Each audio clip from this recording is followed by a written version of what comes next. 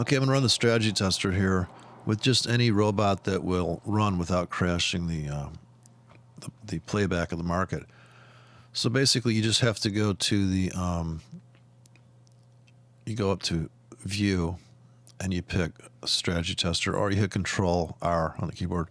So that brings that up, and now you can play around on the 15-minute chart, which I'll be doing, which is a scalping rehearsal for if you can look at the thing every 15 minutes, or you are going to babysit it while you're watching the 15 minutes and just literally watch the market and have a multiple time frame approach. If you're on the 15 and you're trading really big and you don't want to blow up the account and you're trading, say, 50K, or you're trading $1 million, you're probably going to want to watch the 1 minute chart to see what is really going on, blow by blow, 1,440 bars a day. And this would be, you could run a 1 minute playback. I can't seem to get the robot, unless I pick a very small data set. It seems to overload the system. So if I go for a 1 minute chart, now this would be if your finger's on the trigger, you've got this script, or you've got a one-click system, hopefully something that has different kinds of stops based on different true ranges as it's happening in front of you real time. This way, you know which button will work. You can also build up hedges that are, well, some people consider high risk, like a 30 pip stop, but like I say, everything's the same size. So if you have linear sizing on your bullets, basically you have your bullets cost $1 a piece, right? In this game, say, so you have a 10 pip stop on a 1K, and this is the war you're fighting. How many bullets do you have left? Always in the movies, the guy has one bullet left, amazingly, or he's out of ammo. So that out of ammo means you blew up the account. There's no fuel to win the war of the bulls and the bears, all that stuff. And so if you know, if you can see each bar and know the pip range of each bar as it's coming at you, and you can see the order flow on tops become bottoms in a trend, you can see that very clearly. That always works. That has a positive expectation of that's a directional trade. You're in the flow of the market. If you go to this is the 1 minute chart here. If you look at the 1 minute chart and you have your finger on the trigger and you can see that, hey, you know what? This thing is not stopping. Now, when I'm in a swing trade and I'm looking at the 5 minute and the 1 minute chart, if I'm really in big, I'll just watch the 1 minute chart and just say, I don't see a reason to sell or buy, right? I don't see a reason to get out of my trade. I don't see this thing topping out. In fact, I just see drift, and I just see, this is going to be a painful profit. This is going to take, to make the other 20% on a big position, it's going to take another, it only took 15 minutes to get here. Now it's going to take another hour to squeeze a little bit more out of the market. Now, for every moment you're in the market, you're exposing yourself to a possible, if you've never moved your trailing stops, if you haven't tightened your stops up to do a money management thing, you're exposing yourself to coming all the way back to the starting gate on that trade and never realizing any profit. So I think that even though people aren't happy making 8 pips, if you have an 8 pip winner and you have a 12 pip winner and you have a 14, and this has nothing to do with, this is just about clearing off the exposure and cashing out. There's no problem taking a profit. Now, in hindsight, you would say, well, I wish I would have held the whole position because look at how much what I made had it. Now, you can't afford to always hold the whole position because you do see a final target and you know that, okay, well, you've already cashed out stuff. So there's a balance point between how big are you in and what time. And of course, on the 1 minute chart, there's got to be like 3 trades an hour. I mean, amazing setups, right?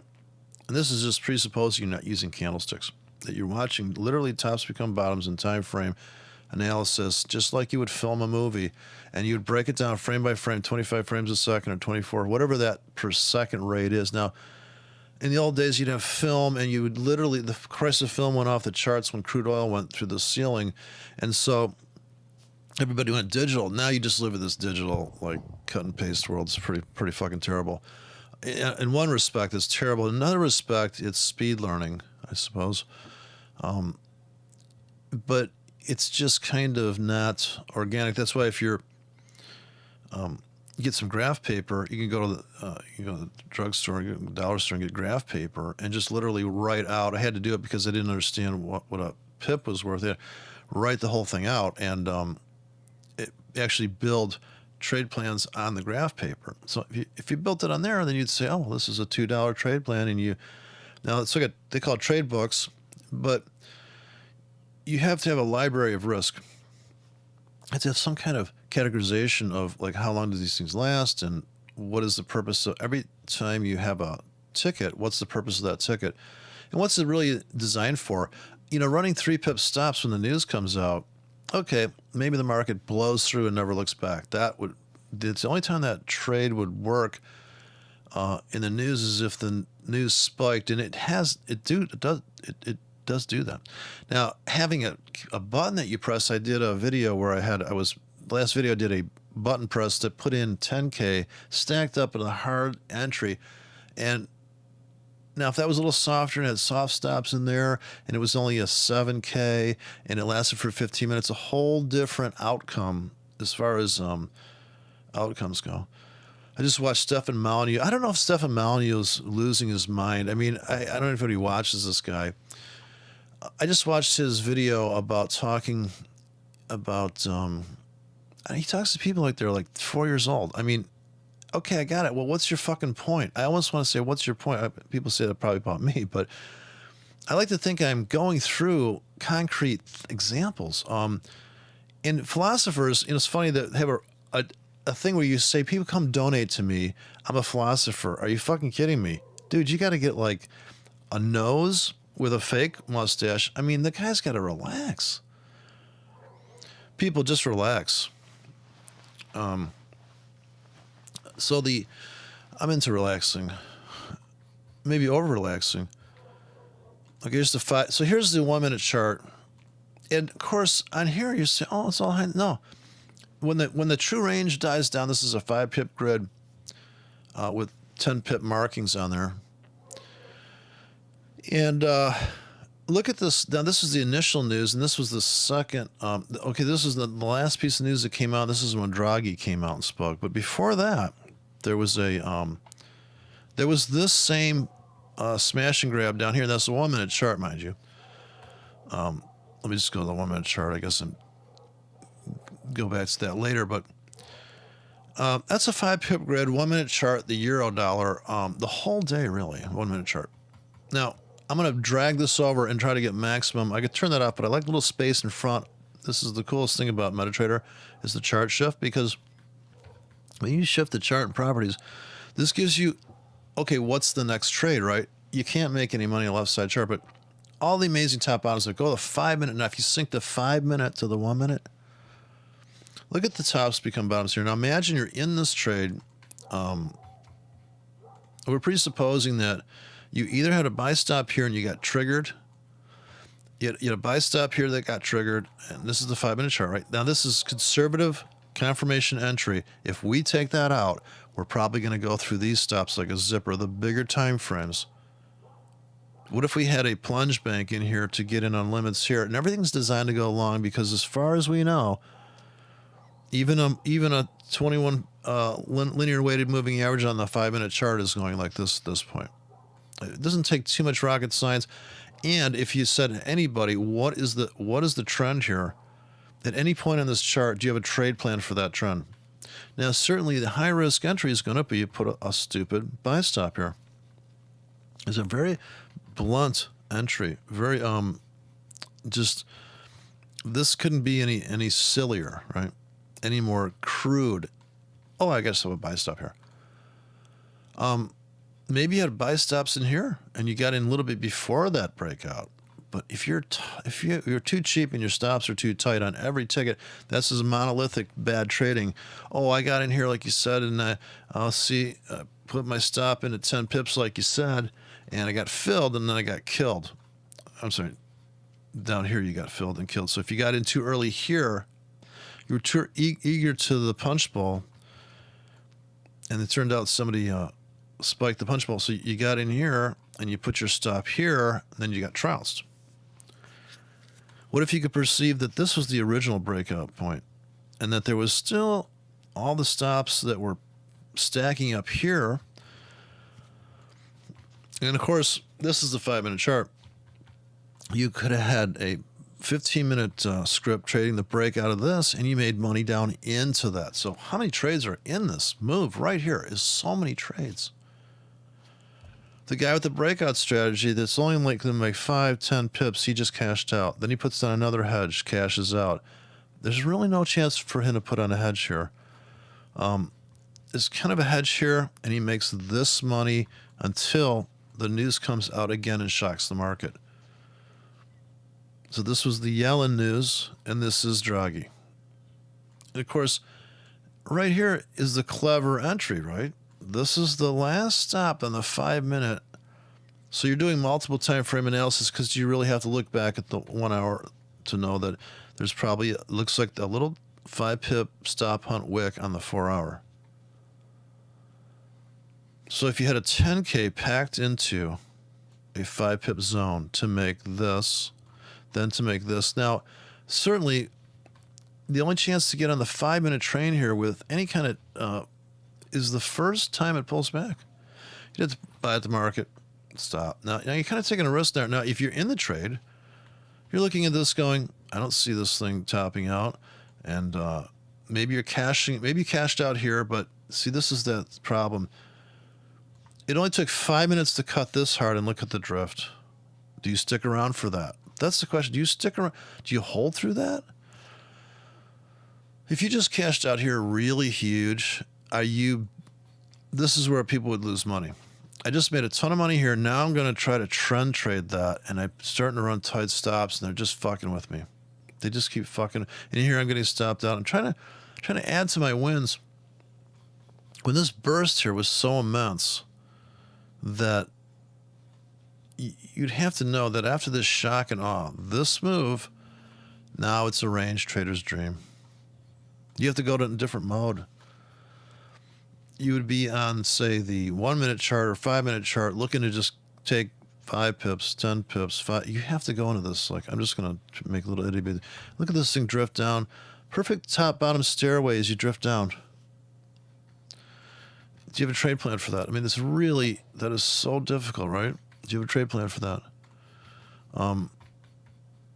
Wow, now you're sitting there running 3-pip stops. Do you have the dynamic range to, when drummers are playing and they quiet down, if you play quiet drums, you'll typically slow down the beat. So if you're playing hard, you're sometimes playing very quickly, and then you would slow down, and if you get quiet, you're kind of forced to slow down. Not forced to, but it's just human nature. So here you could see that if you had a buy limit sitting at that wick, that would have been the ultimate entry. And of course, watching this drop down, buy, down, buy, down, buy, you're buying every moment it drops. You have a trade plan for the entry of just this, and you cash out, say, at the retest here, and you have to have broad trade plans, and you have to have micro trade plans, because how are you going to make any money? Look at this beautiful double top becomes a bottom right there at the 5-yard line. You make an easy 5 pips. Another pullback. You're just buying on pullbacks at the market. You're building. Not to mention, if you consider this whole quiet zone to be stacking up buys and sell stops, right? If you're stacking up buys and sell stops, no trigger to the sell side, only triggers to the long. The market's taking you in by default with stop technique here, and you're adding to the position every pullback. Now, if you run dual strategies in one direction, say you bought here at the market, every time it drops, you're adding. Here, you're maybe cashing out on one ticket, maybe. Here you add, but you also have you're waiting for this quiet part here. Maybe each bar is like, there's no baby bars here, a couple of baby bars here. Now you're long on stop exit, plus you bought the structure of the top becoming bottom. So You see the top, you come a bottom, plus you have limits trailing. Hopefully you have limits here to play the top bottom game. Just like this. When we finally get up to this, if you know this high exists, and you would, right? When it pulls back here, where would you logically get the fuck out? You'd always be getting out up here. In a 5 pip window, and here would be your buy limit window. Now here they would have crushed you out, but here you keep feeding off of this. Now you're living in this world. If you can change your trade plan dynamics to trade bigger during this phase and smaller during, so if this is just 40K separate orders with separate exits, imagine separate exits for each single K. You put 40K here on single Ks, and they're scaled out to get out like this, right? The same thing on the downside. Of course, you don't realize all the profits there, but when the market's dropping on the 5, I guess it's all about accommodating the market. It's dropping on the 5, you have trailing buy stops, say. Plus, you're getting filled on limits down here. Plus, you're cashing out of your shorts. That's very dualistic trading, I think. This is the way I'm trading. Now, here's the top become a bottom. As you walk down this stairway. Now, if you're watching the 5-minute, you can see the half hours. You don't really have to. You would just have your whole chart on the 5-minute. You would just trade bar by bar. You just respond like a monkey. Here you're building up you just keep pressing maybe the 15-minute, the 30-minute, and the 1 hour breakout strategies. You know that the half hour has a low ATR of this. That is a winning trade on just without any direction to it. It's so stupid, right? So you're running stop, buy stop, sell stop strategy. The market's ranging. You're trading breakouts, plus you're building maybe a long position. Every pullback in the range, you buy at the market one trigger pull. When the market does break, so the market's doing this, you have a buy stop and a sell stop when the true range of each bar of that area is appropriate to that script you're running. And you're also buy, sell at the market, buy at the market. You're building a winning hedge. Hopefully you're in a winning hedge. Now, everything has stops. The stops for your hedge building is this. So when it finally resolves, she loves me not, right? If it resolves like this, it's going to get filled on these buy stops. These would disappear in 15 minutes, half hour, 1 hour, 2 hour. You set it. You've already loaded here. You're getting stopped out of your other orders, and those stops are almost at the same range. In other words, it flips the switch, and it goes the other way.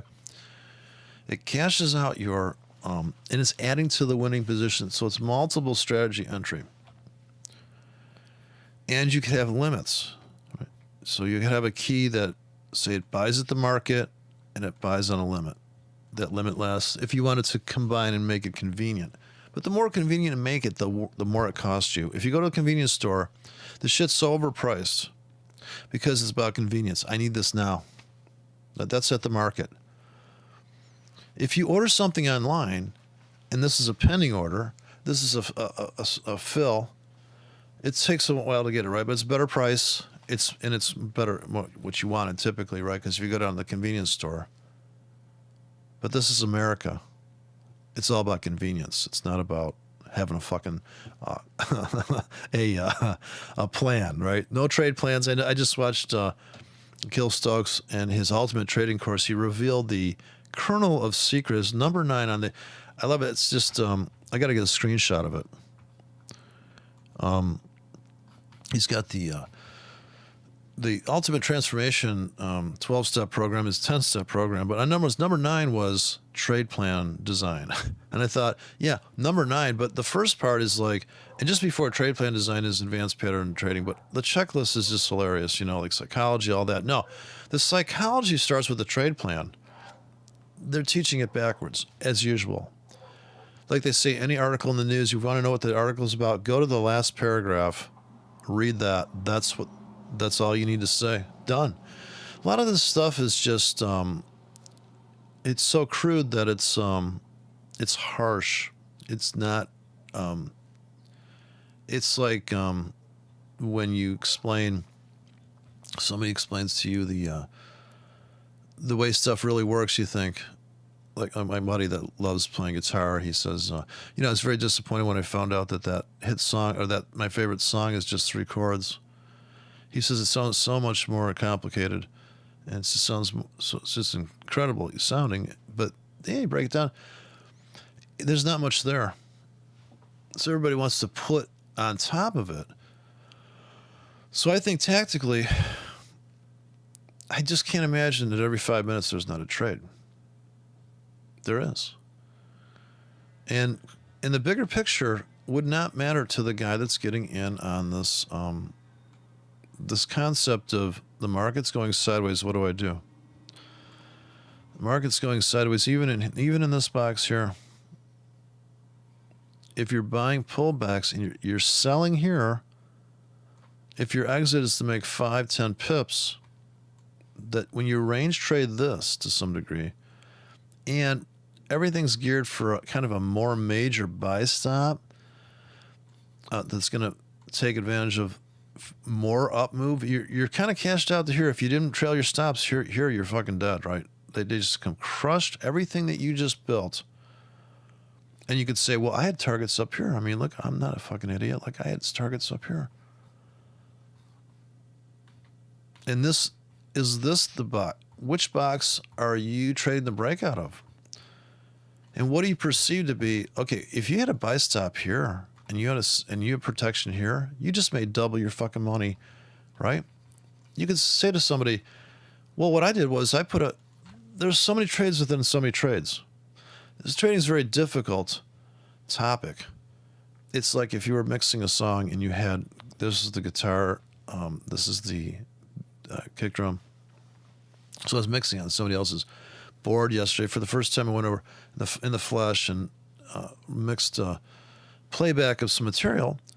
And of course I'm always scared to edit somebody else's stuff, but I said, can I play around with the EQ? And I already see all the problems in the system. And the guy that's doing it, he's worried about the genre. So he's worried about like advanced pattern trading. But I'm saying, hey, look at this. Like, let's niche this out. Let's EQ this so that we're not stomping on each other's trade plans. Everybody should be making money. Everybody can make money in one day and be trading opposite directions because it's the time frame they're on. There's no, like if you're counter trend trader, you're just making so much money counter trend trading. You wouldn't even think maybe to trade in the direction of trend, but this is where you'd have to kind of do both. So when he explained to me, well, I'm aiming at this kind of thing. And I thought, oh, that completely changes everything. I'm EQing it so that it sounds gorgeous to me. I'm not EQing it. He says, well, this kind of music needs that kind of EQ. And I thought, well, that's really, but doesn't that suck? I mean, isn't that the worst sounding? Oh, that's what these people want. So do you play to the crowd or do you play what you like? This is why businesses fail. People say, I love fucking drawing charts on paper on Elliott Wave. And so you open an Elliott Wave bar. People come in, you hand out crayons. What we're going to do here, because you have to pay for our crayons, you're going to draw Elliott Waves. Oh, well, this isn't fun. Yeah, it's only something you like to do. The crowd doesn't give a fuck. And the crowd may not agree with your trade plan. And is your trade plan set up to accommodate things, unexpected stuff? And expected stuff, but certainly to survive these markets in a highly profitable way. You have to be like what's that? Some of these movies where the guy's able to transform into different things. Transformers, I suppose, right? I haven't watched Transformers. I know some kids were addicted to it. I spent some time with a kid that was lost in the world of Transformers. And I said, you got to get real, man. I know you're only 9 years old, but you're living in like fantasy land. Of course, this is the infaltation. I can't pronounce it. Making people infants, independence, and creating a welfare state of just dysfunction junction. And of course, you can't just, you can just see that people need more Russian roulette in their life, more gun to their head thinking, more like, okay, your life's on the line, bitch. Now what? Because people are so laid back. I'm just speaking on people I meet in the flesh. In the flesh, you can get a better gauge, right? Because you can see somebody's behavior. Holy shit. And of course, it's always a lesson to watch bad behavior and bad trading. That's why I watch the videos on Empowered Trading. It's like watching all the bad trading out there and the bad ideas and just the feebleness of it all. You just have to say, wow. No wonder people are just completely tortured by. I was just watching this guy named Kramer, who's the guy that mixed and recorded all the Led Zeppelin stuff. And the Whole Lotta Love song, apparently they couldn't delete this magnetic tape. They couldn't delete this track of this echoing voice. They just left it in there. So mistakes become winning things. And if you ever had a trade that you didn't plan on and it made money, you're like, holy shit, I just made money. What is going on there? Now, everything people do, they would never put on a trade, as Mark Douglas said. You never put on a trade thinking you're going to lose. And can you trade other people's trade plans when they're making money? Does their trade plan work? Well, sure it does. Empowered Trading, unfortunately, is stuck on an advanced pattern trading because this is their holy grail without regard to anything. I just saw one on position sizing he finally did, but then, of course, I'm watching the account. He's down $380 on one trade. I'm like, really? You're down $380. This is like if you owned a recording studio and people are spilling beer on the fucking console. We just took out like 3 channels on the board. So mixing this guy's song, and I'm thinking it's like the market. I'm thinking, well, this is a trade for this one EQ. This is a trade, and having it all blend together. This little thing does that. This little thing does that. And the detail of each channel coming in. Of course, his software package was so awful that I said, can I EQ that? He goes, no, you can't. You have to assign all this shit you did to the board. I said, well, that's fucking ridiculous. Why isn't it auto-assigning? It's a computer. I mean, this is like manual patching in the old days. Give me a fucking wire. I thought that was disturbing right there. So, but like I say, he's trying to fit a market that he knows is X. And if he steps out of the trend, this is why people trade trends. I think because they don't want to buck the trend, because if you buck the trend now, you're just too experimental. And so the experimenter guys are not paying the rent because they're innovating. The guys that say, you know what, that's what they want. Okay, well, let's open a burger joint. I mean, how many fucking burger joints where are these cows even real? Fuck the flat earth. Do we even know that they haven't got, I know they talked about cloning people, but how about, is there a secret cloning farm? And why, same thing with milk. I put in my coffee. I wonder, are they real cows? How do we know? That's what we need to have, something more like that. How do you know the GMO, right? The whole GMO thing, for God's sakes, people, you're smoking a fucking cigarette and you're drinking tequila. Could you shut the fuck up about a GMO? Like, seriously? This is what I know. So, it's only that people are so wealthy that they want to fine-tune their life or fine-tune their, if I have more information. So I'm on the Twitter there, and I'm looking at people's charts. There's some guy that put up a chart, I swear to God to you, in heaven. He says, thanks everybody for the help on creating this chart. And it's almost like somebody taking an award for a bad movie. But I looked at the chart and I just thought, if I had to trade that, if I really, really had to trade that, and somebody really did put a gun to my head and said, I would say, well, can I just choose my stop? Can I just trade with an APIP stop until I can see what's going on here? I couldn't even see the current price. This is packed with, we must have had 8 indicators at the bottom.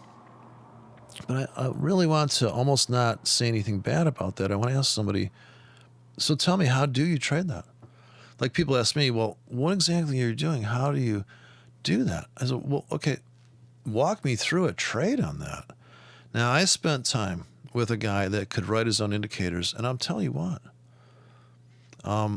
nice guy, but trading is the weirdest kind of topic because people have built stuff that is like a plane that won't fly. It looks gorgeous, but it will not fly.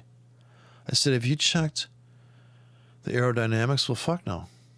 When I was a kid, I used to draw I used to want to design cars, so I was drawing them on my, instead of doing my homework, I was just sketching stuff, and I just thought, gosh, would this thing fit on the road? Like, would this fit in the real world? Is this a good fit? So you can design clothes all day long, but at some point you've got to tell the publisher of your clothing, are you going to run large on these? Are you going to make these so anybody can wear them? Are they going to be polyester, one size fits all? Is this going to be where it gets all nappy in about a week? What are you trying to fit? And how would you make any money if you sold one size? I mean, people would say, well, one size fits all. I mean, I think that's what people are looking for in the trading world. One size fits all, man. Isn't there just, can't you just tell me, well, and then the people that are hunting down signals, how ridiculous is this?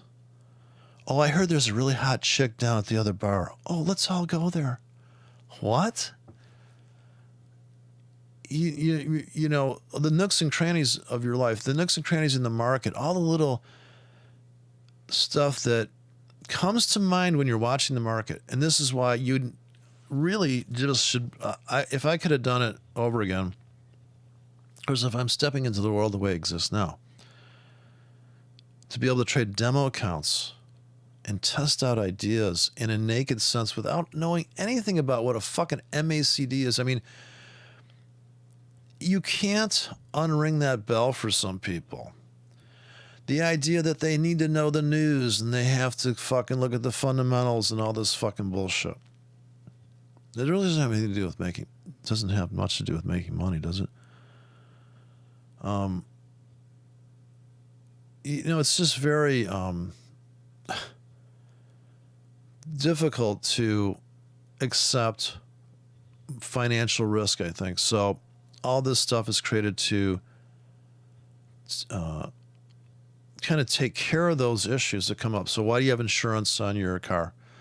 Well, because in case something goes terribly wrong. And so why do you build a hedge in the market? Even though you'll lose because you didn't have the crystal ball to pick direction. So if you built a hedge during a quiet market, either at the market or breakouts, and that works, and that makes money on that aspect, but you see a big move and you think, how could I have predicted that big move? And how could am I missing out? Like, yeah, I have this scalp, I have this breakout strategy. Yeah, it works, it makes money, but just like if you reach a certain competence level on guitar, you're like, yeah, this is okay, but my band, I mean, the people in my band, they're lame.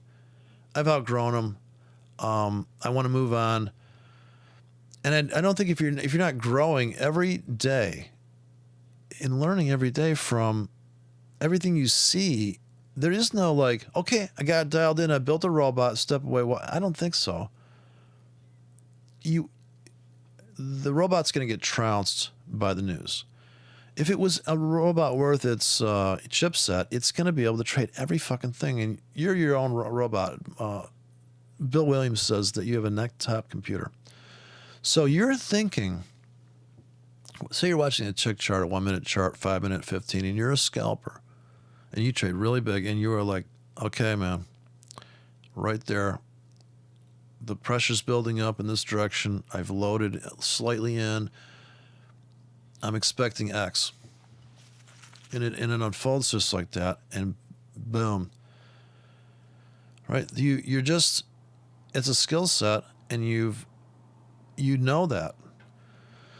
Now, psychologically, you know, you're going to feel like you're missing out on the other kinds of stuff. But you know, if you're trying to make money trading, it's completely different than if you're trying to predict the market and say, look it, I made this call. So this is the problem I had with the kid that wanted to say, well, look it, everybody's telling me, everybody's being mean to me, and I'm calling market moves.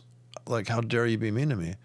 When I can tell you that this kind of music is just getting, like, that trend's done.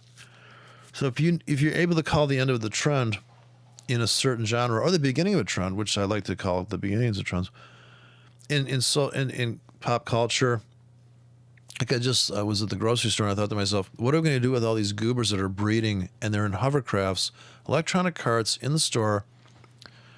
And I'm trying to get to I'm very impatient, so I'm in the store trying to get to my my staple items that I take home, and I just live off a staple basket of items, typical trades. And here's this lady with her kids that she's bred goobers. Okay, so she's got a goober farm, and I'm like, what the fuck? I go, what's going to happen to these people? I like to predict, well, where's this market going? And what are these people going to end up having other gooberettes? And we're going to have like this whole farm and I thought, well, I can see it coming. Of course. Robots, EAs. There's going to be people just like the hovercraft that's taking them around the grocery store. There's going to be robots to babysit their fucking ass. Well, you already have it, right? This will be where the robots, people that want to live their own life and design their own life would say, well, I don't need a robot. I know exactly what I want. I don't want anybody to live for me. But this would be the thing, instead of having a wheelchair that just, now for a crippled person, and they don't even have this technology apparently, because it's talking to somebody that has somebody in a wheelchair. He's telling me that the secret for the wheelchair, the thing you sit on costs like $800. And I think, wow, really? You could get like a one, but you could build your own at home probably. Get your own supplies and sew your own one for like $50. But yeah, I think that robots will definitely be necessary to keep people alive, nurse them. So you'd have a almost science fiction. I suppose that's coming, but that's just going to create more atrophy and more demand for robots. So stuff cascades into itself naturally, right? One thing leads to another, and as soon as they say the slippery slope, as soon as you go down that road, here you go. So the reliance on cars and all this stuff. So people are living in their head, as my yoga instructor would say. People are living from the neck up. Fuck their body. It's all about what they think and what their current thought, their next thought, and then of course the brunt crudeness of Mother Nature and the market reality and things that are, I don't want to say written in stone, but the things that are going to happen whether you participate or not. So the market's going to move whether you're in it or not. And do you feel like you're missing out on trades? I know I'm just tangential thinking, but that's how I think. So I'm not going to stay on topic, but I'm trying to say, how do you integrate your practical real life of, okay, I have to have breakfast, and the routines that people have I'm just speaking for myself here, but I hate routines. So that makes trading difficult for me. Well, the market's unroutine in a way. So a lot of the things in your real life conflict with your trading outcomes because the market's a different beast. The market has its own routine and its own behavior. So how can you mend those together? Because if you show up at a normal job at 8 o'clock in the morning, and if your checklist is, well, I'm going to call my clients for the first hour and make sure there's no thing here, and then I go to there and I do that, and it's pretty tame. It's pretty predictable. So the fact that the market is, well, I'd say unpredictable as far as the explosions out of quiet spaces into loud spaces. That's almost like showing up at a job where they say, well, tomorrow you're going to show up at 10:30 in the morning. You're like, huh? But you said coming in at 8. Oh, I know, that was yesterday. So the chaos that is involved with market moves. So say you're patiently waiting for something to happen in the market. You're like, oh my God, when is this thing going to, and then it finally does move the way you would the way you predicted. But it doesn't happen in a way that in a manner that you thought. So you show up at the office and your client's supposed to come in at 10 o'clock, but he shows up in his SUV and he drives right into the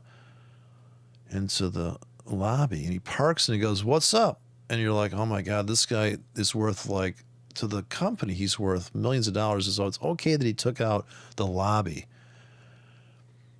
And so you're rationalizing stuff. It is so hard to trade from the standpoint of that you're trying to make money, you're risking money. And you're like, okay, then, this trade might work out. I mean, the client did take out the lobby. He's worth a lot of, the next time we do a deal with him, we know the lobby's only 5%. But psychologically, the people in the office are like, "Dude, what the fuck? Dude, that was my favorite coffee table." So if you spend all this time studying and power trading and you're like, "Oh, I got the Gartley, the perfect Gartley," and here comes this market move and you're like, "Jesus, I just trashed everything. I just thought I honed every thing for that. The coffee table. You should have seen how nice we did. I don't even know if we can get that wallpaper again." This is the betrayal. This is the hurt. This is the stuff that happens. But it's what you do about what happens, right? Make lemonade out of lemons. I think that is the empirical on-the-job training that trading, if you have the crudest trade plan, just buy at the market, 10 pips stop, make 20 pips. Have a buy limit and a buy stop. You have 3 things you're armed with. They all have 10 pip stops, make 20. Now, where can you implement that?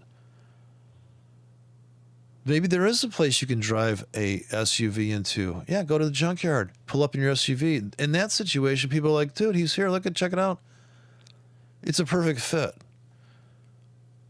The thing, I think it's just, and so I was with real people in the flesh last night, and I thought to myself, well, there's things I want to say naturally, and there's things I want to hear, and it's actually something you can deal with because depending on what that person says and knowing how they are and what would trigger them, but the problem with trading is you can't trigger the market. I can't manipulate the market. I can get in and out of, I can say what I want to say. I can have some fun, try to go on topics that, the problem is I was talking to some young people, and I don't know what's wrong with these young people. Why are they so, you just can't say anything? They go, "Well, I don't know. I mean, what? I don't know. People are uptight. So I'm not into people. I'm into computers. Computers don't give a fuck. I'm done with people. I'm done with people that have too many filters. People that they're too grown up. These people are young people, and they're trying to act like grown-ups. I'm like, God, you're sitting there drinking whiskey, and I can't just say anything? Oh no. What? And the market, unmanipulatable, you're pretty much a passive participant. You can't even, my dad used to yell at the TV set when the game was on, and I thought, they can't hear you, right, Dad? Like this is my first inclination that my parents were out of their fucking mind. You're yelling at the TV. Are you just enthusiasm signaling? Showing us how enthusiastic you can be? You're not helping the game. I just thought that was odd. And then the same thing at the bowling alley. Release the ball and lean into it. Okay. But do you realize the effect of your leaning after you've released the ball? Look at the weight of the ball. Look at how much influence your leaning. I just watched a Rogan interview with now he's 1,000 episodes of Joe Rogan, so he's 1,003. An interview with a realist saying, yeah, you know what? The secret, this is all bullshit. What the bleep. I know that. When I watch What the Bleep, I'm like, see, that's a chick thing. My last wife said, "What the bleep? Check it out." I'm like, "Oh my God, I'm so glad we're divorced. You're out of your fucking mind. Go join the Flat Earth Society." Well, trading is certainly the ultimate template of, can you fucking deal with chaos? Even babysitting a kid. I mean, I could raise, if I had a kid, and this guy, oh man, I can't go back to this guy's place. The way people deal with shit. I mean, this guy's smacking his dog. I'm like, dude, you're hitting. Now I had to defend the dog. And he goes, you're making excuses for the dog. I go, dude, this is a cute little dog. Why are you smacking it around? I don't know. I can't go anywhere. I can't go to people's houses. You filter, your friends are down to just a niche market. You have very few friends in the world. Most people will never fit. Most people would never trade like you trade. They will never think like you think. There's no fucking way you're ever going to agree with somebody. I don't even know. I think principally I agree that do unto others as they do unto you. Don't hurt anybody. First, do no harm. Just a real simple list, right? 3 commandments. Don't kill anybody unless you're pissed at them.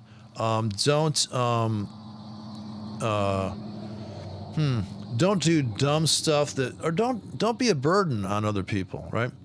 I would say that's key, right? Try to make it yourself until you literally can't hang and then tap out. So to be a trooper, that's my only really way I think. And then actually think on the fly. Be armed with concepts and principles that make it so in any situation it would work.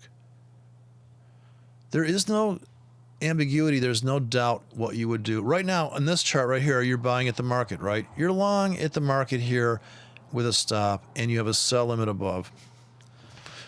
Next problem, it's pretty much, trading has got to be the dumbest fucking thing, but the most dynamic thing. Dynamic and dumb. Because this is what's happening is the volatility. So say a person you're talking to, they talk really quiet, so you're leaning in to listen to them, and then they yell at you. What the fuck? How can you tolerate that? Now they're screaming at you so loud that it's like you had to put earmuffs on so you wouldn't lose your hearing, like these motherfuckers that are staring up into the sky, the eclipse. Right? What is this? What do people? You have to do the eclipse thing, right? So I jokingly, I don't even ask people if they watch the eclipse.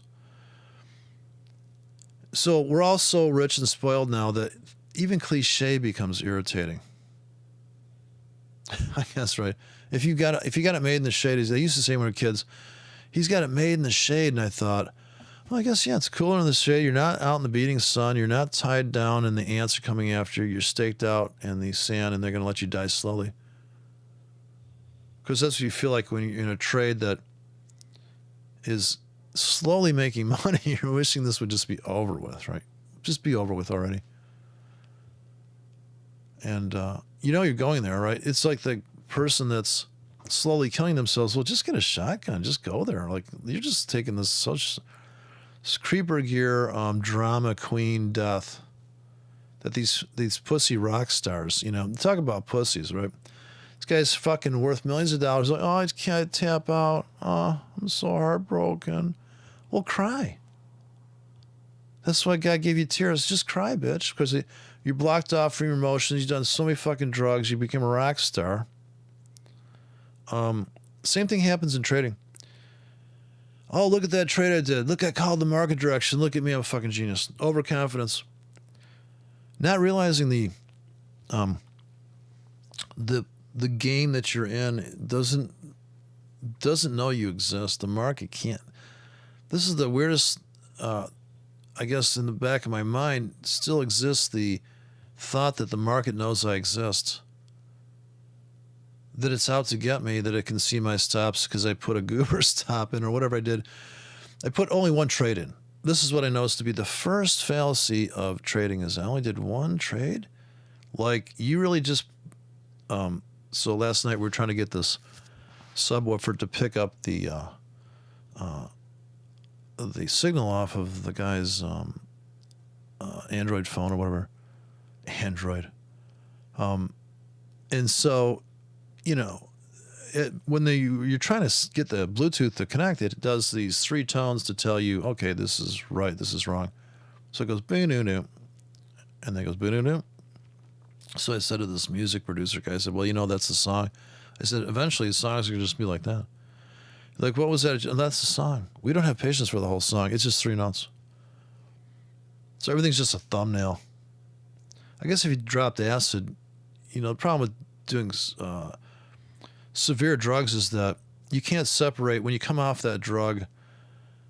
Now you're not sure if you're looking at reality or if you're looking at echoes from the ideas you got on the drug. So things are templates now, and now you live in a templated life. I guess it gets very complicated. But if you trade enough, and then you go out in the real world, you think, now you do the other thing. You start to look at your life as a trade. And that's when it becomes interesting. How long am I going to sit at this bus stop before the bus comes? Should I bail on this trade? Everything's a trade. People listen to me bark as opposed to kick their dog or beat their wife. I don't know. Or people trade for the excitement, for the thrill. People trade, they're like, look, I nailed that trade. Some people just trade literally with the most stoic approach of just a pencil behind their ear, and they go, I did the math, and yeah, of course. Just trading the market, it's just a job. Oh, well. Then they look for excitement. They made enough money trading. Now want to go and build paper airplanes or something out of gold leaf. God knows, right? There's a million hobbies. But yeah, it's really not,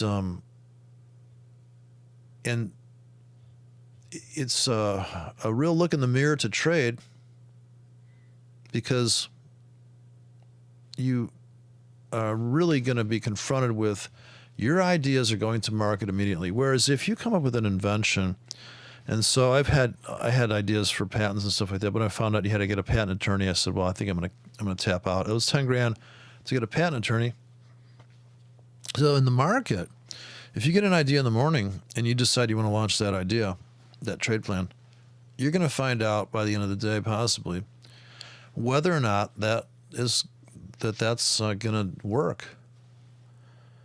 So it's very, it tracks instant gratification mindset, random outcome, which is supposed to be the fuel for people to continually go for a trade in the sense of, well, I'm just taking a calculated risk. Like people that misunderstood the risk thing, that just because you've predetermined your risks, you couldn't just keep on launching that same trade plan over and over too many times, because you're going to overtrade that, right? That strategy. So I do think that the Asian session, when the market's quiet, there are ways to make money in a quiet market, just like there's ways to write a quiet song. And there's people that have made a living trading. Like, I'm not a big AC/DC fan. I'm just not into crude rock and roll. But they made a living, playing harsh stuff. And there's stuff that's too soft for some people. So last night I put on Stevie Nicks song comes on, Fleetwood Mac, and this music guy says, "Oh my God, I can't listen to that voice." And I thought, man, you got to trade Forex, because you have to. Forex conditions you for stuff that doesn't go right in your real life. So when trading becomes easier than living your life, then you know that you're good at chaos, and you're good at having things that work for chaotic situations. And then I think that's the bonus. And then life becomes boring in a way. So you're always, every time you make a stride, every time you make a move, towards your, well, people say being free from the everyday life, but making a living off of chaos has certainly got to be the most difficult thing for a structured person, for a person that has a routine of. This was this guy I talked to last year he was like, well, what I'll do is I'll just go to the chart every morning and look at so-and-so. I thought, well, you're probably never going to make money trading like that. Like every morning or every half hour, I'll just look at, I don't think so. I think you're going to have all sorts of considerations to make for each ticket to really run a business. You need to, the lighting's right. And of course, the beauty of trading is that, and this is why trading is the ultimate business plan, business structure, environment. Even though it's chaotic in the sense where you can control your customers in the real world. In other words, you can lure people in that are on this certain topic. But the nice thing about the market is there's no regulation. There's nobody telling you cannot do that, and it's going to cost you so much to place that order as opposed to that order, because you cannot. There's nobody saying that's illegal trade. Whereas if you have an idea to bring to market and say the real world, you need to get approval. It needs to pass this test. You have to make sure that, and then not to mention the amount of warnings that you have to put on the product. And the attorney's got to look that over. You're just never you're never gonna do it. It may be you might have a cure for cancer. You can't launch that. A lot of this stuff is stymied with trading, you don't have that. You're sitting there, there's the market. It's you standing in front of an opportunity continually, which is why a lot of people that do day trade don't make any money, because they have continuous opportunity in front of them. Mark Douglas says, you're in an environment where you unlimited opportunity all day long from so many aspects. What do you do when you're on the 1 minute chart? Well, it's a different mindset than looking at your charts at the end of each day. Now, granted, if you came to your chart every half hour and you're like, okay, here, you really got to just say, I could do that, but is that realistic? Are you really going to do that? Are you that person that looks at a chart every morning and you put all those trades? Okay. But I'm always thinking in terms of people that really want to trade full-time for a living. Is completely different than some guy that's a weekend warrior, puts on a couple trades. He's got a couple EAs getting into positions. He's overriding, getting out. Okay, you're just dicking around. Like this guy with the music, so-called music career last night. I just thought, well, are you trying to make money or just trying to masturbate? Are you having fun or are you trying to make money? But, that's just trading is probably the last frontier of the Wild West. Not to mention, Forex is over the counter. There's no regulation on price. They depeg a currency. Currency could move 1,000 pips in a nanosecond.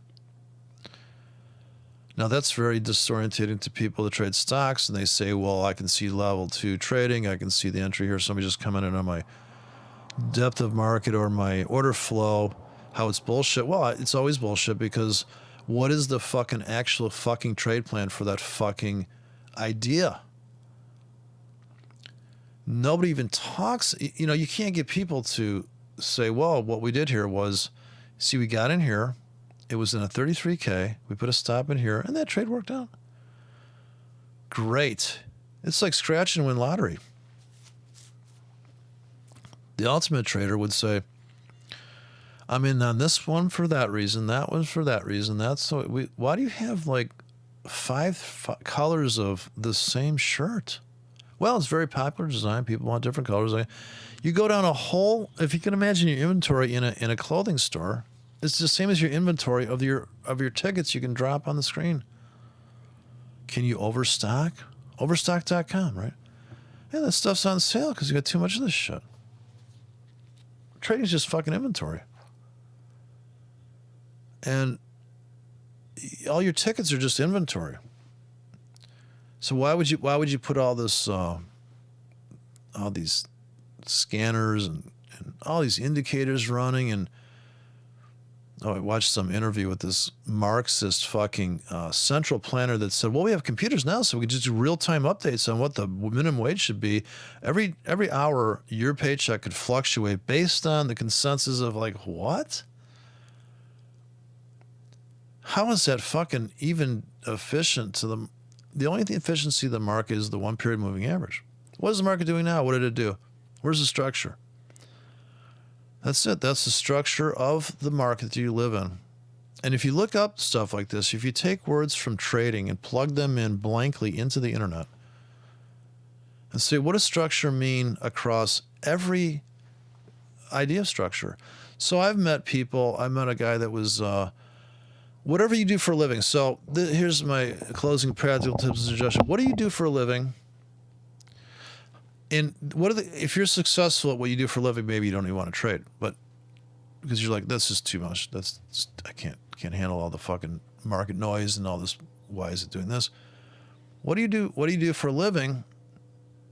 And you have to take each element and each principle and each concept and try to find how can I plug that in the market so I can perceive the market in a way that makes sense to my day job. So this guy was he's a surveyor, right? He surveys stuff to be built. Perfect. And then I met a guy that was an engineer, a building engineer. I said, I could explain the market to you in the terms of a building, and it would make sense to you. So to teach somebody trading and say, well, here's what we have. This is a head and shoulders. Here's a candlestick. No, that's not how you teach somebody to trade. So if anybody wants me to, you can do it yourself. Figure out what you do in your day job that makes you money. Well, I show up on time. I do this. I do that. I have a checklist. But how can those tools that you have already figured out that when you drive your car, for instance, you say, well, I know that if I'm going to go, if the range of my car is, say, how big is your trading account? What is the gas in my car? How many miles can I drive? Okay, let's figure out the miles per gallon. And now we can see how far you can drive before you have to fill your car up again, before you blow up your account. And now, so you're a delivery person. For a living, you're a Uber driver. Well, what's the Uber driver going to do? Okay, well, he's going to figure how much it's going to cost him to cart fucking people around. Now, he might get a tip, right? So you might get like a good fill, and try to import the structure of what you do. You're a surveyor. Well, you could survey the market. Market's perfect for an engineer and surveyor.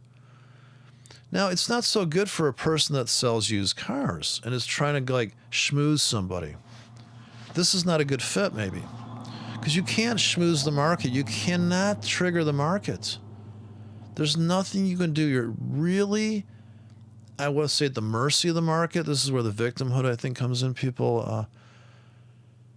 But what is your template for life? Is some aspects that you could plug it in here? I think so. If you're a person that's in public relations and you deal with customers that are pissed off and ready to blow up they're just after you. What is your tactics for dealing with pissed off people? What do you do when a market's highly volatile? Do you step back and go, okay, let's just wait till it calms down and then we'll get in? I can't trade this insane move. When it simmers down, I have a window to get in. So we were playing around on CB radio last night. I forgot that when you're on a Citizens Band radio, that you have a window to key in, and you have to wait for somebody to stop broadcasting for you. It's not full duplex. So you have to wait for somebody to pause, and you key in, and you get in, and you got to nail that entry. It's like scalping, really. If you want to say anything on this radio at night. And so that's the skill set, right? When is that window of entry? And so that's why scalping is just, the sniper idea is just very, very difficult. You're literally sitting there waiting for your boom. Yeah, because you usually have a high precise rifle, and your target's a long way away, and you got to do the wind direction and all this stuff. And maybe you're a really good sniper. And so that's it. That's all you do is that one trade. You don't think about swing trading. Now, you might go down that hole and just never return and be an amazing trader, a money maker. But what if you see, well, look at this guy who's been in this trade for like 3 days, and he just made a bunch of money. He can just kick back and relax because he's really not in that big. And so are you that person? Are you that person that can be very, make a lot of money just doing little small jobs? And or are you going to just accumulate money because you have people that are paying you $20 a month for you're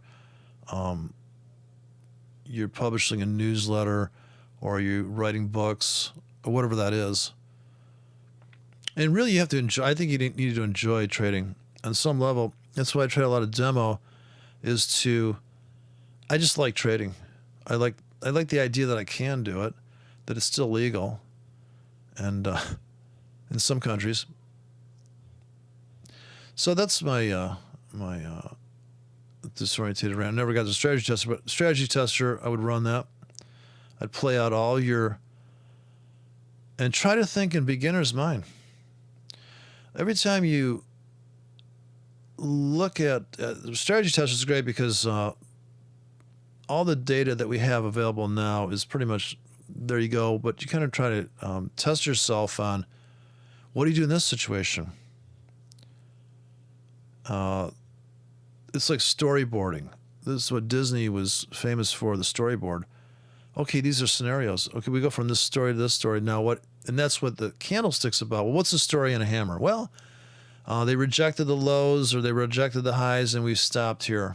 There's a storyboard, and there you go to the trade plan. Now you can connect, all this stuff is all connected, and it shouldn't be very hard for you to take the building blocks of your day job and plug them in the market in some kind of beginning accrued one strat. You should be able to have 3 strategies, right? You have a trend, you have a volatility, and you have a swing. So you have swing trading, which is range trading. Your trend trading, which is you're trying to hold a position that you got into, hopefully in a quiet part of the market. It's kind of hard to trend trade. It's kind of hard to get into a trend. You can't do it on limits, right? But if you're trend trading, you have a direction in mind. Everything's geared in one direction, and there may be limits, and maybe market, and maybe stop entries, but you're really saying, how can I accumulate it good areas in a trend? Now, a range trader would just say, I don't give a fuck. I just want to get out. We're going to oscillate 80% of the time, so I'll be in and out, in and out. I'm not holding. I'm thinking more like you're not a holder of price when you range trade. A trend trader holds and is a real masochist. Now, the breakout trader may be also a short-term person. Maybe you could call that scalping. So now you'd have to get, I say 3 is the ultimate. 3 strategies is the ultimate. It's not overloading it. And now there's fine-tuning each of the 3 strategies. We have a high risk and a low risk of each version there. Now we have 6.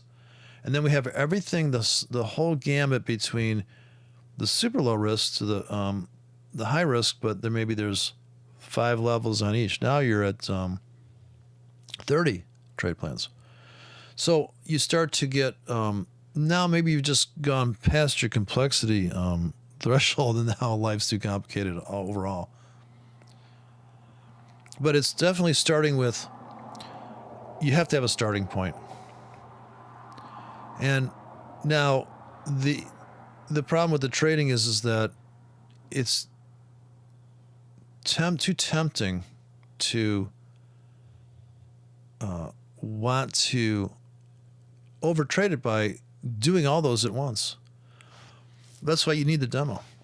You need a demo to keep running these trade plans either in an automated way or just marking off the chart like this and saying, well, tactically, this would have been the best entry here. Can I do that in the future? Well, of course you could. You can see right here where you put your next order based on that theory.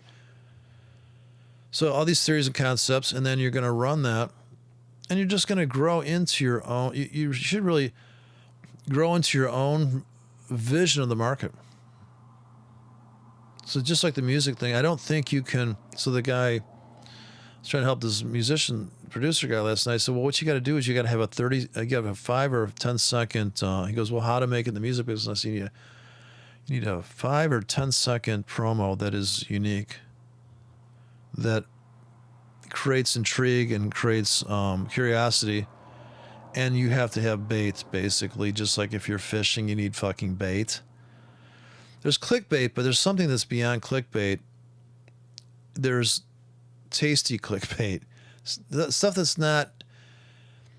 So as the crowd becomes keen to clickbait and kind of hyped, people will click on that. There's no way nobody's not clicking on a hot chick if they're a hetero dude, right? It's going to happen. The next thing that happens has to confirm that I'm not wasting my time here. Same thing in the market. You see the market moving your way, you're like, I'm right. Now, this is a critical point. Do I add? This is great, or am I in too big? Should I let this just go the way it is? And all that stuff's running through your head. But if you build on that. Now, as you click on clickbait to entice somebody into the market, entice somebody into this guy was trying to make money supposedly playing music or having a footprint out there. Now you have to go with that.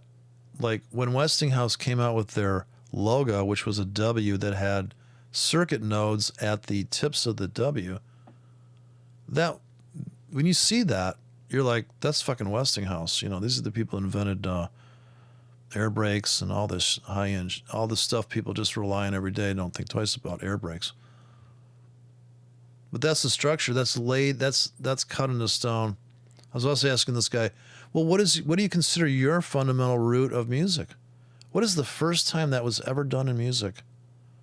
Right. So show me the swing trade. Show me the point on the weekly chart on the yen where this is the setup from the Holy Grail setup that happens once every 10 years on a weekly chart, on a monthly chart. Show me that entry. Now this is the idealistic, quintessential turning point for a currency that literally 8-year turn. I mean, we're talking about the entry of entries. In the music business, what is to you the anchor point, the anchor swing of this fucking industry? And so I'm listening to this stuff. I'm saying, well, that song right there, when I don't know if anybody listened to Peter Frampton, when he came out with Frampton Comes Alive, and he had a voice box, probably the first guy to make voice box, which is where you have your guitar going into a mini speaker, coming back up a tube into your mouth. And now you're going to play back your guitar in your fucking mouth into the microphone.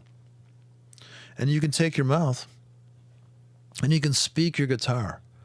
You have a guitar voice box. First time anybody did that, and you're like, dude, you just put in a swing low into that fucking music business. There'll never be. Everybody will talk. It's just like depegging is. If you look at the depegging of the Swiss franc, okay, boom. That's written in stone. People live. Now, after that happened, I was trading, and I didn't trade the Swiss franc after that because I thought, I don't trust the Swiss franc. A lot of people didn't trade the Swiss franc after that, and they didn't trade before that, actually. And you have that. It's there now. Now people are based on 9/11, right? And sorry, it was taken down by airplanes, not fucking thermite. What the fuck is wrong with people? I mean, it's just so retarded. This is what makes me ill. Is I never thought I'd live in a world where people made money off of bullshit. It's literally making money off of. But you could not in 1950. They called it snake oil. Snake oil. But that's a placebo effect. Very powerful. Okay, if you think the Earth's flat and that's why you haven't killed yourself, okay, maybe it's helping you. You drink less. You smoke less cheap cigarettes. Anyways, but constantly going between the market and your real life is certainly very entertaining. Like you get a flat tire, well, you just got stopped out. You can just fix your tire. You didn't blow up the account. You didn't blow up your life, did you? But I think people take it personally in the market because you made that decision. You did that trade, so don't blame me. That's why the people, if I'm in a trade and you're in the trade and we're in different sizes with different stops, how are we in the same trade? We're not. Even if we're in the same direction, we're not in the same trade. I don't have 5 kids. I got 10 kids. You have 5 kids. Okay. And then the people, so I'm with these people last night and they got kids and I'm like, oi, you have kids? Like, oi, Vesmer, right? You have children? They're telling me, oh, my kid's a genius. I'm like, oh my God, we're all geniuses. These people are nuts. I mean, I don't know. I guess everybody's nuts. You go to people's houses and you think, oh, and when I get home, when I'm at the party, I click my heels together and say, there's no place like home. And finally I get home and I go, oh, that's the reason why I go out. Because when I come home, I think, oh, I just love, being a control freak, I just love to have control out of each aspect of where everything's in the room. Nobody's coming here and fucked anything up. I don't have somebody that I have to explain to why everything's designed the way it is. And if I have to explain it to you, kind of attitude. So trading is very difficult for me because I want to see if I can control the market, but then I realized I couldn't control the market. That I had to finally say, well, what is it that the market does that I can prepare for? So if I do put in orders to buy at a previous support level, and I can't babysit the charts, so I have to put orders in and just count on the fact that I know that this typical amount of range happens, and it is possible that those trades may not work out. So I had to do the math on that. And so having no math skills and being very pattern orientated, and of course the Gartley thing is all the patterns. This is where people go wrong. I think the reliance on a certain pattern, this and that, and never doing the math. And what would it cost you to do that project? And of course, this is the same problem you have with the real world. People have ideas, and I say, well, yeah, but what are we talking about here? We have a prototype. How much does it cost to build the prototype? Can we take it to market? Will this thing fly? And of course, this is why I think the people that are on the contrarian view make more money, because they come out with stuff that people say that'll never fucking work. Nobody's ever going to want that. Well, those are, of course, in hindsight, those are the biggest winning things, right? I can't believe you're doing that. So the conventional wisdom, and certainly you can make money just trading a moving average crossover system if you know that you have to run that. It's time frame dependent. And you're going to have to run multiple time frames. You're going to have to sift for that one entry, and you could do it. You could sift. There's my setup, boom. So don't listen to me. I'm an innovator. I'm experimenting. I'm not, there is no one way to trade. The only thing that there is only one way of it, there's only so much gas in your car for you to make it to the next You'd have to plan out the logistics of your route. So that is, the market has logistics to it. Where is it going? How much does it cost me to ride the train? How tight are my stops on that ride? Am I looking at the big picture? Am I adding every 5-minute pullbacks inside of a trend? I'm trend trader. Did I get in at the starting gate with a master stop and I'm in 5 standard lots and I just have $1,000 risk to make $3,000 and I just step away from the trade? Just let it go. Whatever. I got my targets up here. Now, you could be also saying, well, I know it's going up. Look at these little pullbacks I could add here. Are you going to add? Psychologically, you're not going to add to this winning position. Maybe that's too much work. But the more you hustle and the more you work and the more you're willing to look at a 15-minute chart and say, you know what? I think I can make some money on this 15-minute chart. Certainly if you're literally trading all day long and you have access to your computer all day long. But a lot of people I talk to, they have day jobs. This is where you're not going to be able to take advantage of really trading the market as it unfolds in front of you. You are going to have to look at, and this is where it becomes very difficult, you're going to have to look at, say, 20 currency pairs and place your orders with 50 pip stops, 20 pip stops, because you're never going to be able to survive. It doesn't really make a sense to trade with 5 pip stops when you're looking at 20 currency pairs and some of the pairs have a spread that's 5 pips when the news comes out. Now, maybe you do have another computer, and I would say get another computer and maybe another room in your house. This is another thing.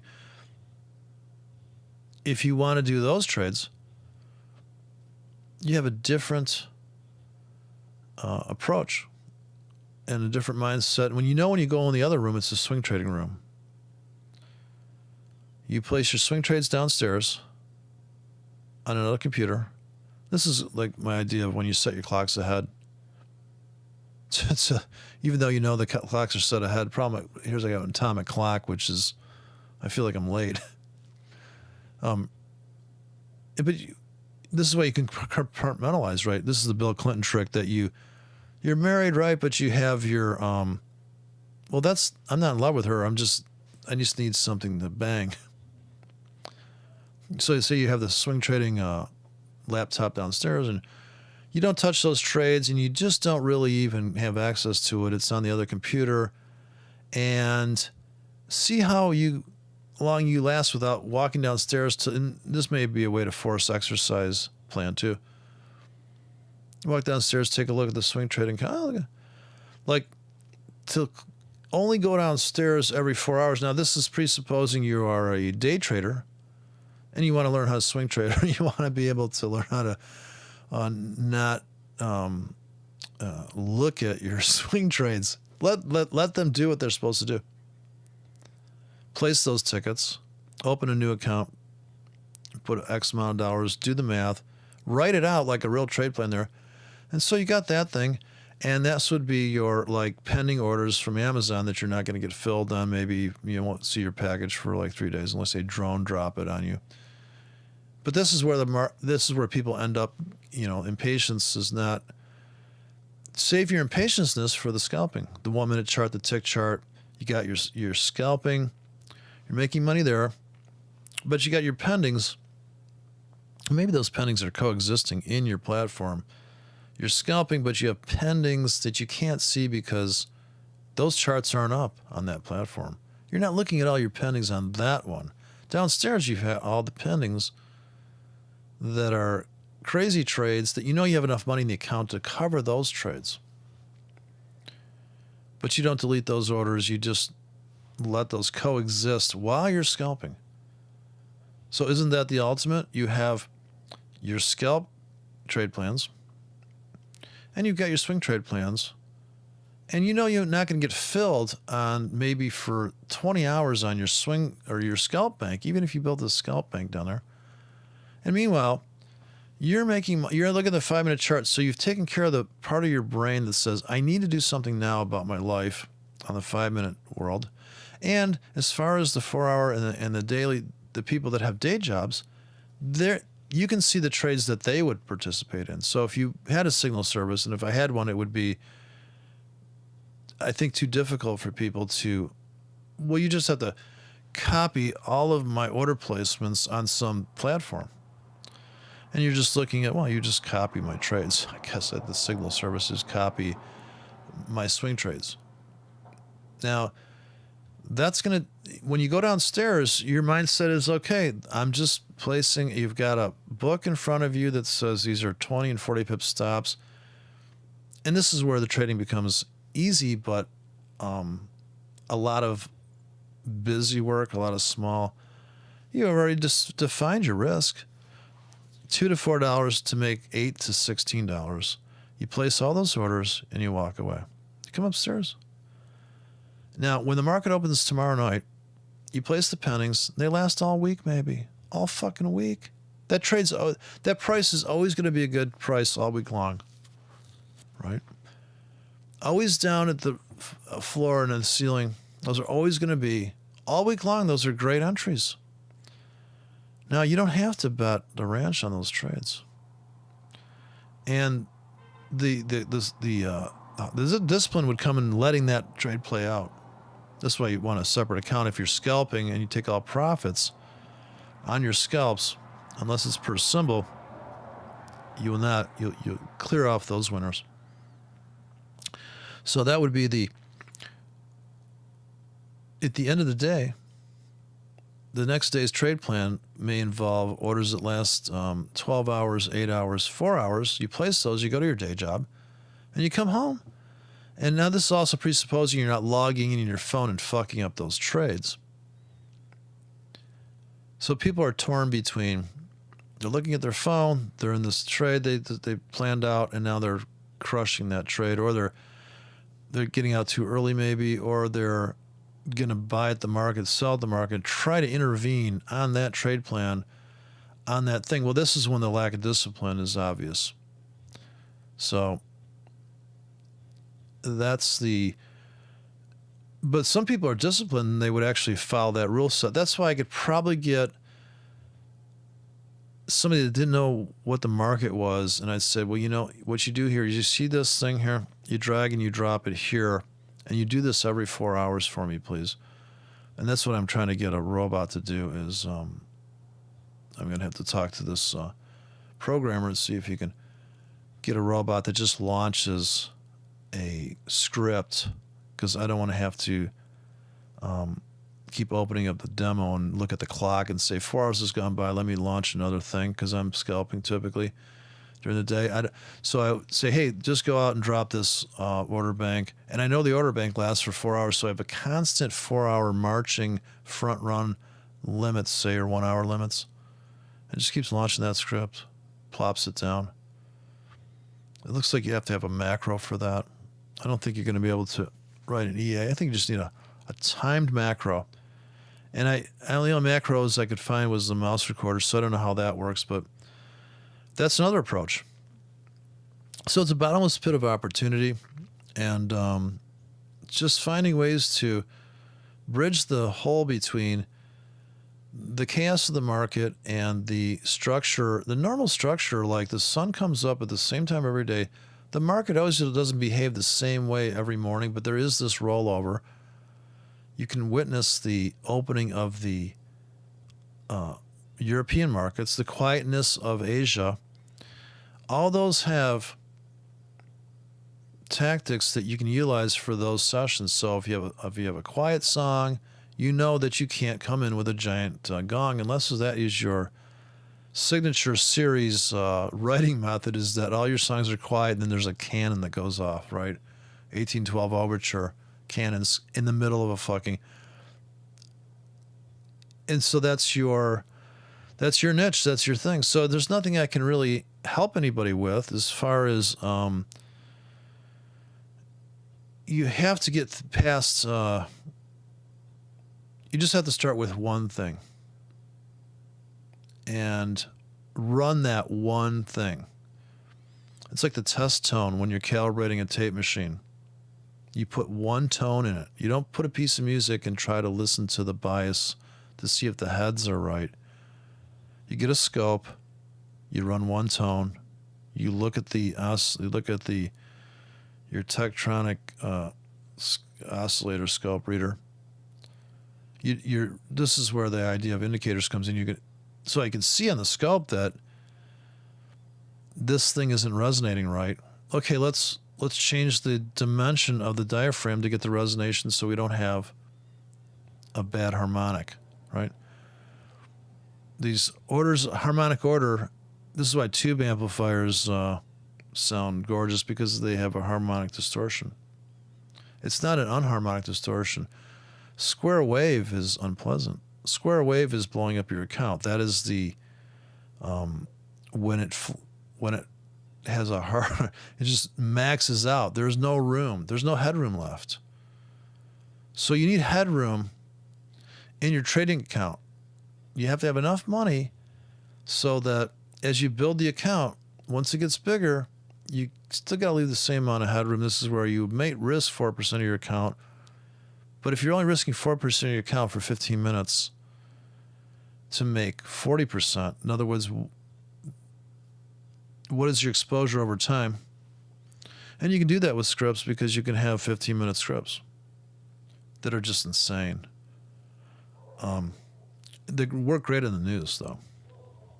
So having these, but that's all planned out, and that's really, so that mindset is compared to the mindset of waiting 3 days to get in on a trade, loading up, and seeing a target that's 5 days away. I'm not that guy, but you can trade that way. You have to figure out where's your entry, and of course, the last thing would be, they say, don't risk money you can't afford to lose. Well, it's kind of silly because nobody wants to lose money. But if you're going to risk $20 a day, which we're trying to import to this guy that won't trade demo, figure out your daily risk, place the orders, walk away, and go do something else. Because unless you're going to babysit and scalp, what's the point of watching that? Right? If you don't trust yourself not to jump into trades on a hunch. Also, it's trusting yourself, and the biggest lies in the world are the ones that you tell yourself. Oh, that doesn't matter. Like the stuff this guy said was a template for every disastrous trader ever. The stuff he wrote was incredible. Oh, that doesn't matter to me. I don't care. I'm accepting my risk up front. I don't care if my ratios are risks 100 to make 3. I don't care. I've accepted that risk. That's ridiculous. I don't care if I get there. I don't care if my car gets 1 mile to the gallon. I have a dream. I'm going to get there. Okay, I don't know. So all my tangential babbling, I hope that makes some kind of sense to bridge the gap between how you function in the normal, everyday, predictable world. Was very predictable, right? If I go to the store, I can almost guarantee when I get to the register, the motherfucker's going to he's going to say, okay, you just paid for that. You know that for certain, right? You can almost bet on that. And whereas the market, you can't bet on anything. You'd say, that setup looks good, and I just learned this new technique, and I heard that this RSI thing works, and I'm going to do this, and hey, I'm just fucking, the account's blowing up. What's the fuck going on here? Well, it's just like if you showed up the cash register and you ask the guy, they won't do this at the cash register either, probably wouldn't.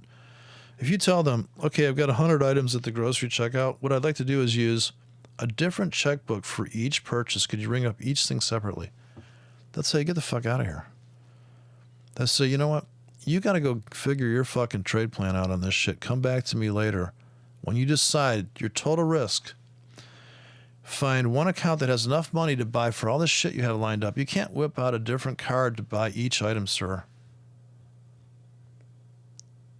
So, looking at the metaphors between your life and trading, how impractical it would be to just keep doing that, right? Because the fees, if they're going to charge you a dollar fee on each credit card you whip out to buy shit at the checkout, not to mention the people behind you all pissed off, what the fuck's this guy doing? It's like the coupon clipper fucker in front of you in the hovercraft. So you got to be practical, and the broker's not going to let you do. You can't just do that. The cost of $1 each charge is $3 for each item you're buying, and it's the $1 fee on each credit card you're going to whip out. You're going to get killed on that. By the time you do the grocery store, sure, you did that. You used 20 cards for 20 items, but look at the spread. Look at the fees. Look at the commissions. So if you're really trying to make money, all that stuff would come into a category of like the cost of doing business. So that's the way I look at it. When the market opens tomorrow, okay, here you're in the marketplace. Do I want to get a latte, or do I want to own the restaurant? Do I want to get a popsicle stand? I don't know if they still have popsicle stands. People are probably choking on the popsicle sticks, and they ended up suing the poor guy. Back when people took responsibility for their own actions instead of, I think when the attorneys came in and said, oh, you know what? You did what? You choked on a popsicle stick. Holy fuck, let's go sue Pillsbury. Let's go butt fuck the Doughboy. I don't know, anybody have any Pillsbury Doughboy fantasies? So yeah, it's a big, amazing, the market's just endless, literally infinite opportunity. And of course, as you stand in front of it every week and every moment, you always wonder, well, so here's all this opportunity, and but you're really having to get yourself situated to take advantage of that opportunity, because it really, opportunity knocks, all the cliches, right? And if you get an idea of your own original idea of, hey, you know what? I don't know why, but I'm just trading like this. I guess it would be trading from your gut, as opposed to all the technical analysis. This is why people say, well, technical analysis doesn't work. For the person that trades with their gut and they can see an opportunity and they just seize it, they jump on it. You know what? I'm going to do this. And then they live inside of that one action. They build on top of that empirical learning right on the spot. Or do you take it from the scientific approach, do technical analysis with bat wings and ciphers and Godzilla trades? Do you say, well, statistically, this trade works out and I back tested it? Really? Okay. How can you forward live your life? Can you assess somebody on the street? Are they a threat or are they a friend? Is a dog going to bite you, or is it friendly? A robot would have a hard time on that. But a person that has some kind of sense, because your mind is so much more faster than any computer on the planet still to this day, as far as holding in context a memory while driving your car. I mean, you can literally be thinking about all of your bad decisions while driving your car and not kill anybody. That's multitasking. And you're always, if you're a conscious and aware, you can change your mood in a nanosecond from a memory. Or you say you're in denial of, this guy Dave Gibson is talking about esoteric stuff like, well, first you have to be alive.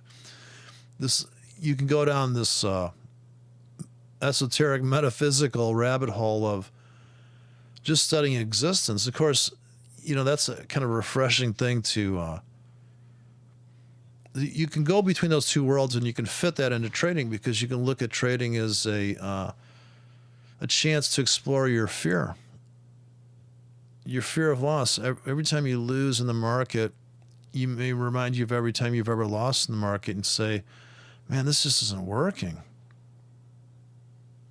And this is so it turns out after all the money you made, it really wasn't about trying to make money in the market. It was about being able to accept your inability to get your to exist in the market and make it through stuff, because that is really what happens in the end. You say, well, I'm getting more and more. The more you trade, the more comfortable you get with not thinking it's risky, and really not having, like when you drive your car, you don't think you're going to get in a car crash every day, or you probably wouldn't drive. What if I get in a car crash? Now, if you get in a car crash, let's say if you fall off a horse, you get back on it, and maybe you do trade smaller. Maybe you drive a smaller horse because you could, I'm going to start over. But you would do the same thing as if you took some guy asked me when I pretty much blew up an account. He said, "Did you take a withdrawal?" And I said, "Out of a demo?" And I thought, well, when you do take a withdrawal out of your account, is if you've lost money. If you're trying to get this $1 million built up in your account, when you do take a withdrawal, you go, gosh, you know what? I got less bullets in my infantry. I have less armament. I sold the tank. I sold one of my Sherman tanks, and I got one Tiger tank left, and I'm going to go to war, and will I make it? Should I have kept all my armament so I can win the big battle? So taking a withdrawal from the account, hey, now you got to make money every day trading or every week. If you're a trader, professionally, that's your only source of income, then you're going to have to do the same thing you did the other day and start over. And then you build like muscles of callus that you don't think twice about putting on this one trade because you've seen it so many times. That one particular trade.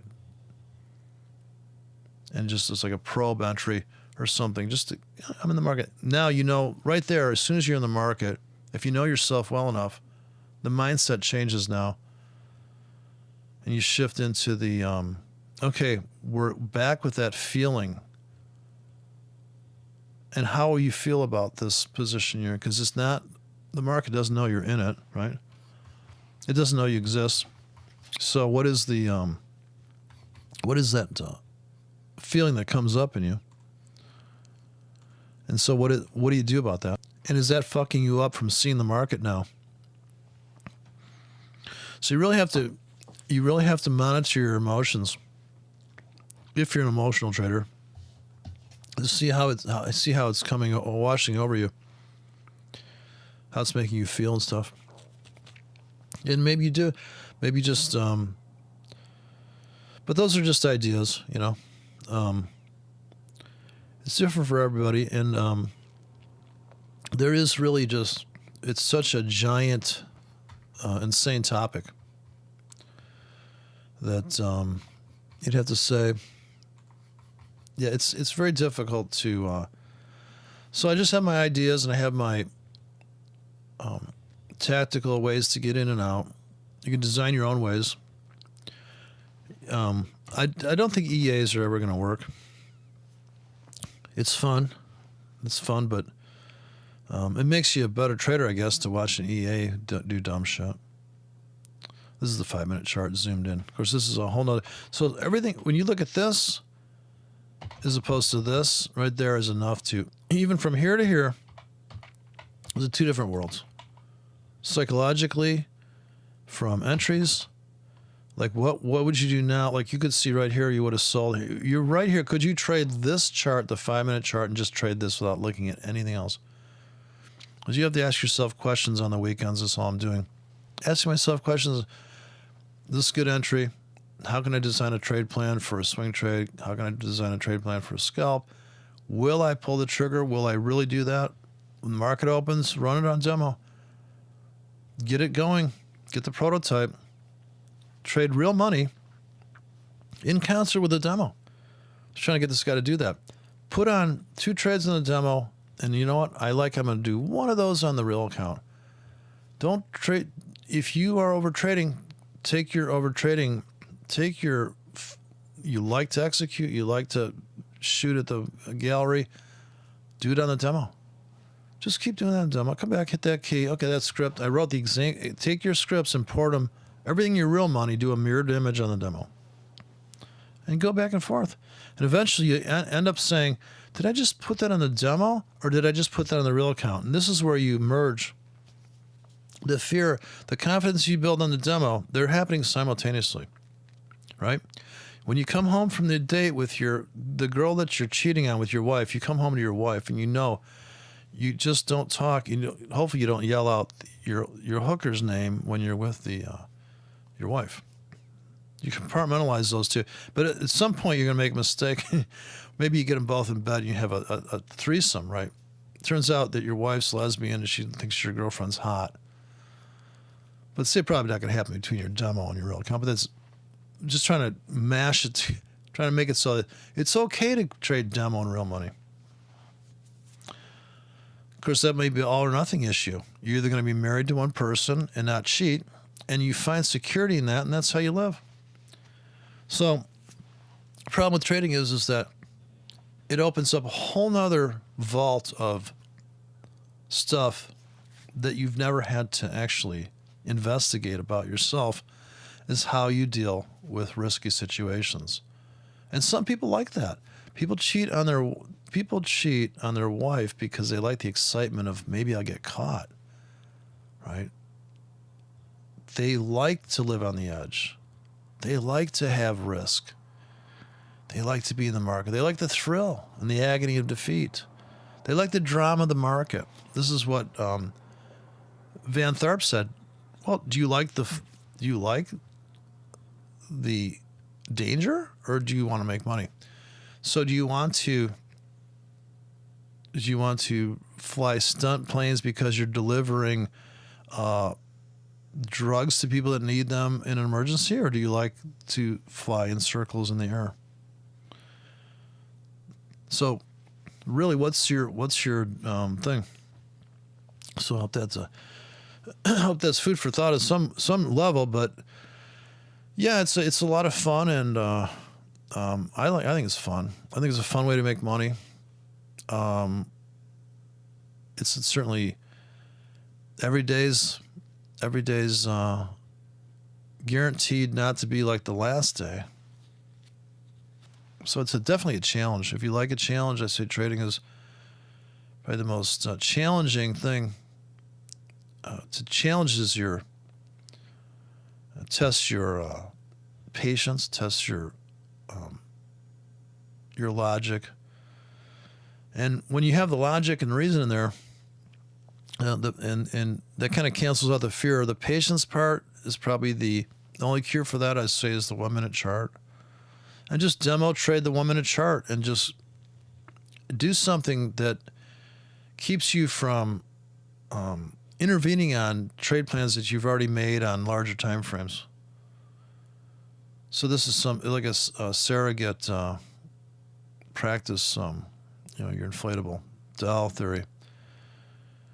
So that's it. I'll be going into the. I'll be just writing more scripts, I suppose, and hopefully everybody's making some. Getting what they want right out of the market, money or excitement. And yeah, that's about it. I guess everybody's going to be who they are. Everybody's stuck in their personality and trying to hopefully learn and grow, build on everything that, of course, all these news events are tradable. They're totally tradable in the proper sizes. I wouldn't say you could trade the news the same way you trade the Asian session. That's definitely not going to happen. That size is going to be, those trade plans would never work in that situation. And so just trying to fit, just being a tailor, really just trying to fit everything. And every move you make should make sense for that moment. And all your pending orders should make sense structurally. So if you're trading as the market unfolds in front of you, you've got that trade plan running. Plus, you have the kind of high probability price zones that would be great reversal points. I think that reversal trade, the swing trade, is really the most amazing ratio trade, where you can risk 10 to make, you risk 2 to make 9, risk 3 to make 7, whatever that is. And yeah, so that's it. As they say, that's about it, as the guy says.